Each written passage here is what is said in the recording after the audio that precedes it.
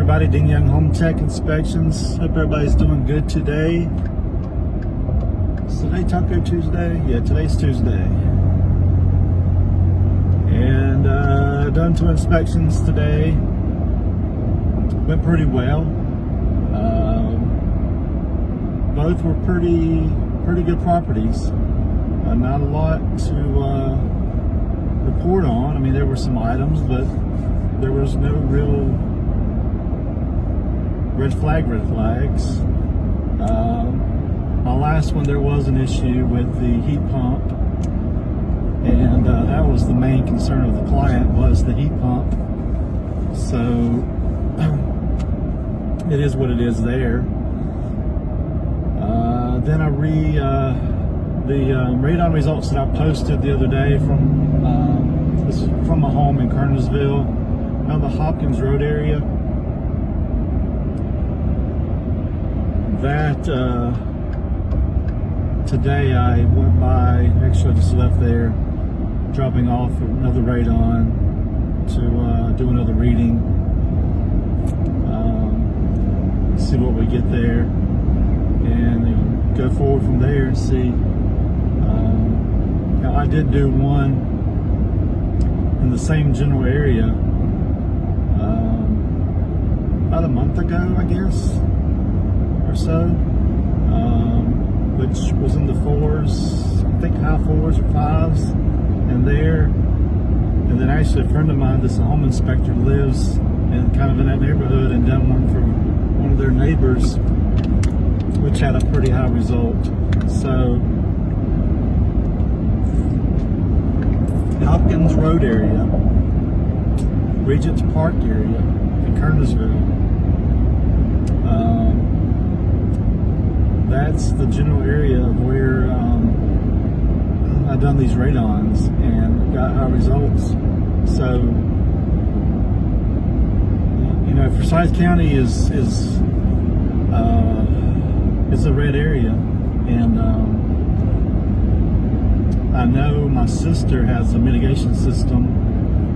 I wasn't involved in that. I don't know how long it's been there. She does have a basement, so evidently there was radon results there for her to get a mitigation system, and so she's off of 66. So, you know, Kernersville is a prime area for radon. I think I've done some around Walkertown area that had some high results. So I would say, yeah, go ahead and get that scheduled, whether it's through me or through somebody else. Very, very important. Remember that radon is a tasteless, smellless gas, and the second leading cause of lung cancer. So it's very important that you know, especially if you're on a slab or in the basement. But like I said, these 2 homes that I've done are not on a slab, not on the basement, and they're on a crawl. I'm getting pretty high results from those. So just something to chew on, think about. Maybe if you know somebody in that area and you want to give them a Christmas present or something, I think that'd be pretty cool to give somebody.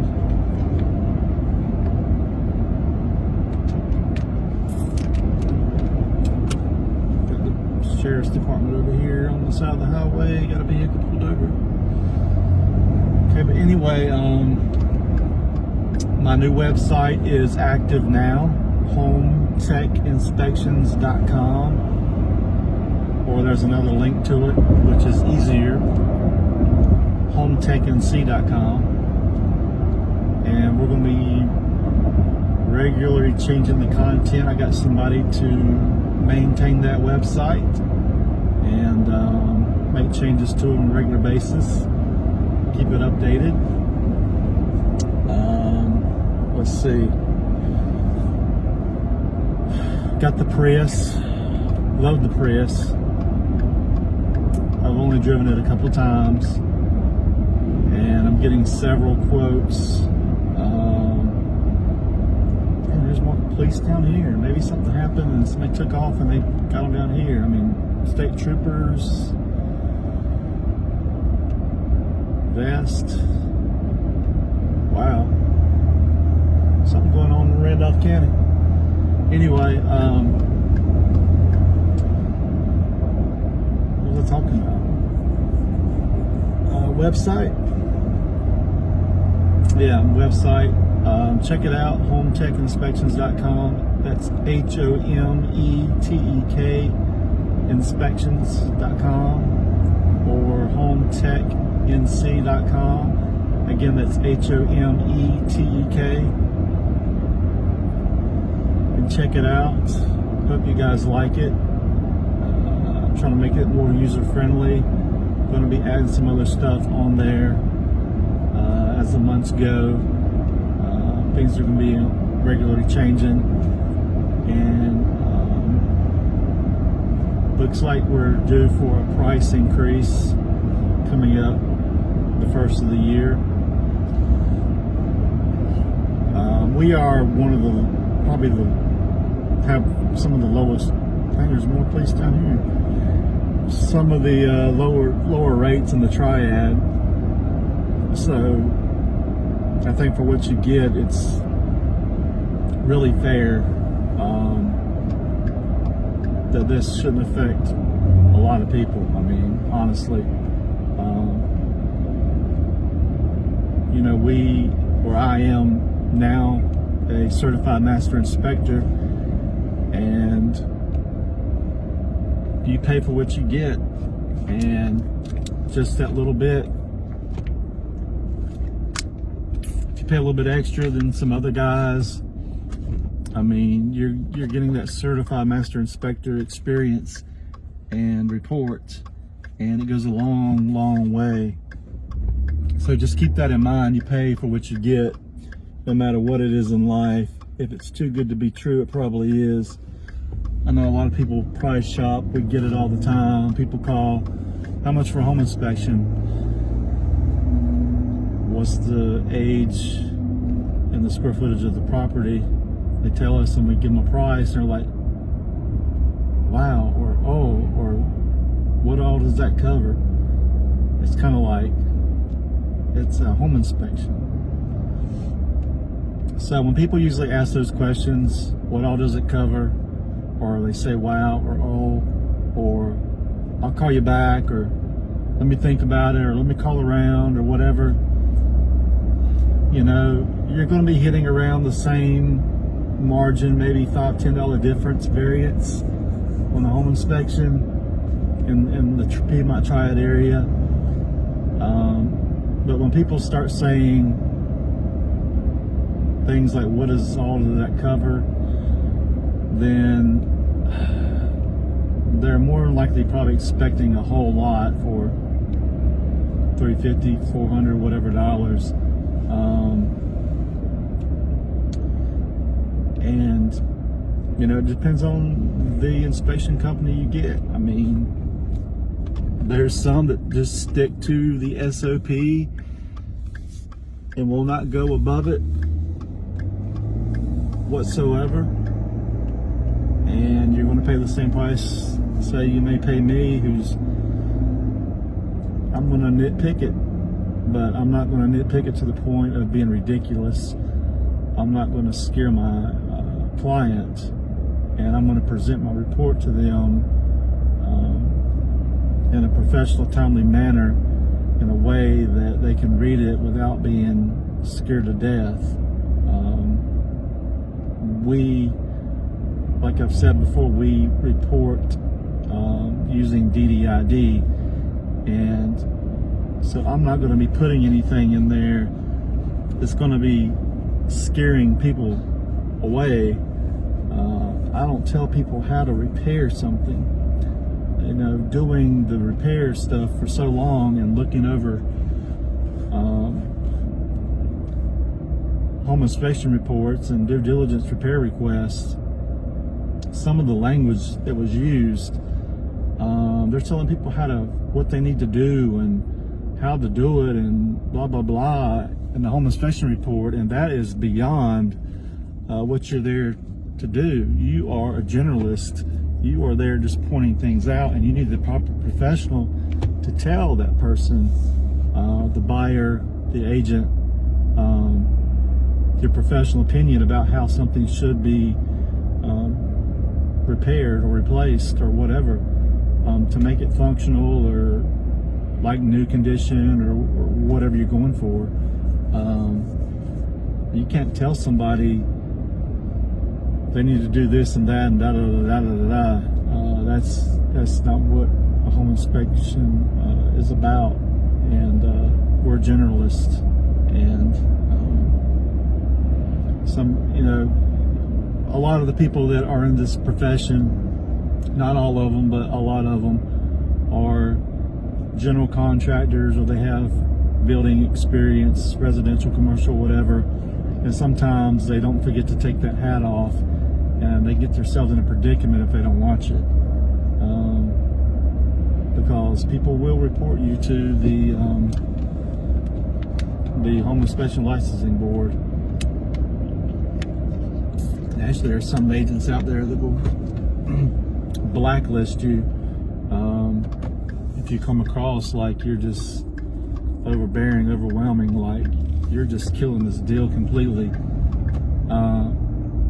And I don't mean that in like he's not being truthful, but when you start telling people how to do a repair or whatever, and you're a home inspector, you're a generalist. You haven't done an invasive inspection. You don't know. It may appear to be something, but it may not be that. It may look like something, but it may not be that. That's why you get the proper professional out there to do an invasive inspection and to further investigate and evaluate, to come up with a scope of work of the repair that needs to be done to make it functional or like new condition or whatever it needs to be to satisfy the potential buyer. But there's some people that I've got this year's experience and I've done this and done this and I know this and that, and you could argue all day with people like that. I choose not to. Just like electricians, plumbers, two different people, two different opinions, the same code book. You kind of wonder how some people get their license. You got the same code book, it's all the same across the board, but people interpret the code in different ways. So, doing electrical work, I go into a forum and you've got one little thing, and there's 20 different guys in there. You're gonna have 20 different interpretations of the code. It's just the way it is. It's always going to be that way. It's always going to be that way. Everybody's right. Everybody's opinion. Blah blah blah. The only way that you're going to satisfy anybody is going to be the code official for the authority having jurisdiction, or code enforcement in your area, whether it's North Carolina code enforcement or whoever. They're going to be the ones that are going to tell you, and you go by what they say. That's it. They don't care what your opinion is. The way the code official interprets that code is the way that repair or whatever has to be done. No ifs, ands, or buts about it. That's why they are the authority having jurisdiction. And that is the AHJ, if you ever see that in the code book. They have the authority over this area, or the area in question. So, going in here and doing my final report and get my grub on. Dinner time, it's about 10 to 5. It's already sun's starting to go down already. My internal clock, biological clock, whatever, my mental clock, it's all off balance since the time change, since fall. Just mentally, my anxiety level has just increased. Just seasonal anxiety. A lot of people run into this, and you just got to get your innards back on course. It's weird how the mind and the body works, and mental health. It all works, especially if you've dealt with anxiety and excessive compulsive and panic disorder majority of your lifetime. It is a real thing. It is disabling and crippling to some people, and some people have to take medication for it, and it does help.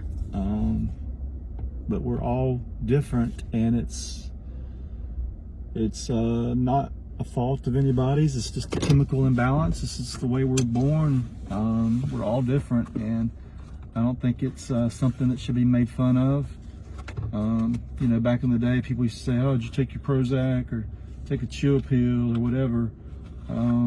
That's really, honestly, not something to be taken lightly. Mental illness is very serious, and I think this country is way behind.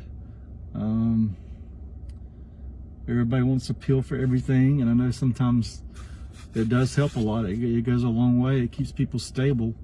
But when you're dealing with things like schizophrenia, bipolar, things like that, manic depression, just like deep, dark depressions, things like that, you're hearing voices, that is severe. That's serious.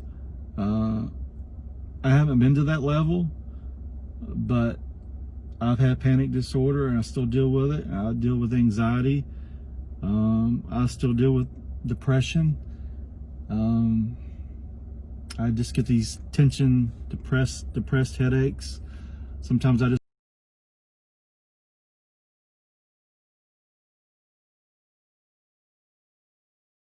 life. I wouldn't even leave the house. I didn't even want to go out of the house. I was scared to drive. I was scared to even step foot out the front door. I don't know why. I don't know what I was scared of. I was stuck in the house for like a year, close to 8 months to a year. It took everything I had in me to even go outside. It was an awful dark time in my life, and I've come a long way.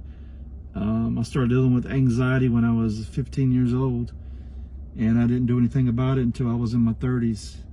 It was awful, crippling, very crippling, and I've been through a lot with it,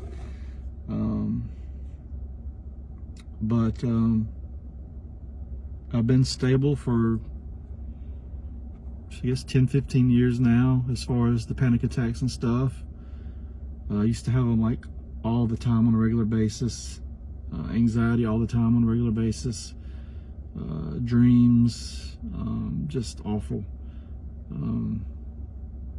But you know, I'm not like mentally unstable type. You know, I don't hear voices. I'm not like wanting to harm anybody or in my life or in somebody else's life, or I'm not suicidal or nothing like that. You know, I do see a doctor on a regular basis. It's nothing like that. A lot of people deal with the same things I'm dealing with, anxiety issues or depression or panic disorder.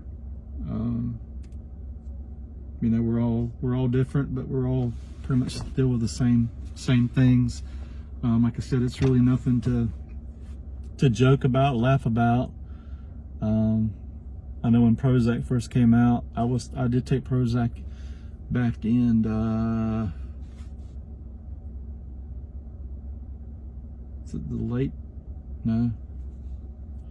early 2000s, I think, up until 2007, 8. I took Prozac, and, you know, I got the jokes, you know. Sure, a lot of people that take the Prozac got the jokes, you know, whatever.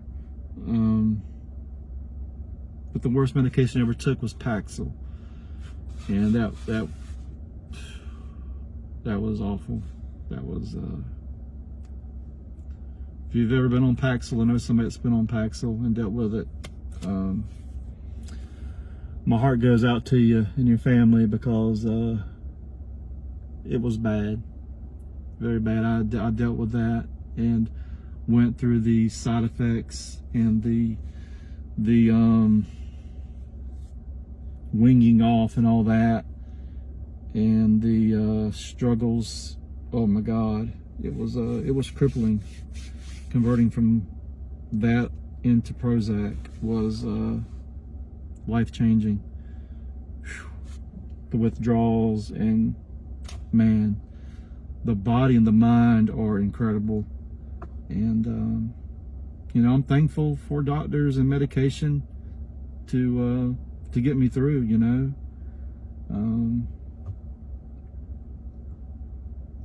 I'm normal. I mean, there's nothing crazy about me. I mean, I do everything just like everybody else does. Everything's normal.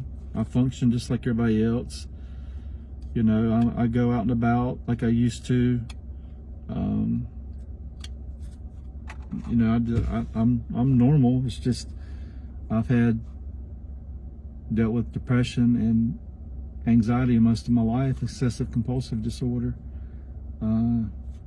It's nothing severe. I mean, I don't have anything that's like crazy, disabling, severe now. At one point, I was in the 90s. It was pretty dark. I mean, I was scared to leave my house, scared to drive a car. It was awful. Just a very, very dark, bad time in my life. Something you would never expect, something I would never wish on anybody ever in life. You know, but now with the COVID, and you know, a lot of people are getting depressed, and there's still restrictions where, you know, you go your whole life. I mean, I've been on this earth 50 years and never have dealt with being cut off from doing things that you normally do. I mean, restricted to going into places and traveling and family, and I mean, it's a lot. The way the mind works is you've just got a place back here that's taking things in that you're not even really aware of, but it's like it hears and sees and feels things that you hear, see, and feel, but it stores it in the back of your mind. And that's where your anxiety, depression, and stuff come from. Your mental awareness and alert. You think, oh, yeah, I feel good, I feel fine, or whatever, but there's something still going on in your mind that at some point it may trigger something, and you're going to get depressed, you're going to get upset. I mean, think about people who want to kill themselves or commit suicide or do whatever over bills. A bill. Not being able to make a house payment or something like that. I mean, that is severe. Your mind takes over, and they would never probably even thought that they would even be in that position to even feel like that. Nobody should have to feel like that. Over a bill, over money, it's not worth it. I mean, this country needs to be more aware of mental illness and mental health, honestly. I don't think there's enough being done, and to figure out what causes this stuff. Is it just a chemical thing? Is it the foods we put in our bodies? You know, all the preservatives and additives and all the crap that goes into processed foods and stuff that we eat now.